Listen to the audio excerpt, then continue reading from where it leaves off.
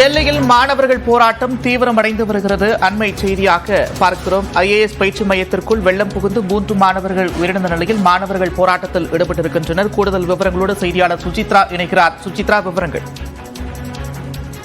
டெல்லியினுடைய ராஜேந்திர நகர் பகுதியில் நேற்று மாலை ஏற்பட்ட திடீரென வெள்ளப்பெருக்கு மழை வெள்ளம் காரணமாக ராவ் ஐஏஎஸ் அகாடமியில் பயிற்சி படித்துக் கொண்டிருந்த 3 மாணவர்கள் நீரில் மூழ்கி உயிரிழந்தார்கள். மீண்டும் 2 மாணவர்கள் தற்பொழுது மருத்துவமனையில் சிகிச்சை பெற்று வருவது மிக முக்கியமாக பார்க்கப்படுகிறது.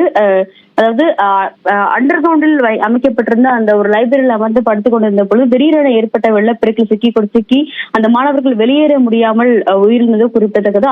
அதற்கு எதிர்ப்பு தெரிவித்தும் இந்த இல்லீகல் கட்டிடங்களுக்கு எதிர்ப்பு தெரிவித்தும் தற்பொழுது அந்த பகுதியில் IAS பயிற்சியில் ஈடுபட்டு வரும் மாணவர்கள் அனைவருமே போராட்டத்தில் ஈடுபட்டு வருகிறார்கள். நேற்று நள்ளிரவு முதல் இந்த தொடங்கிய போராட்டமானது சுமார் 400க்கும் மேற்பட்ட மாணவர்கள் அந்த ராவ் IAS அகாடமியின் முன்பாக திறந்து தற்பொழுது போராட்டத்தில் ஈடுபட்டு வருவது குறிப்பிடத்தக்கது முக்கியமாக பார்க்கப்படுகிறது.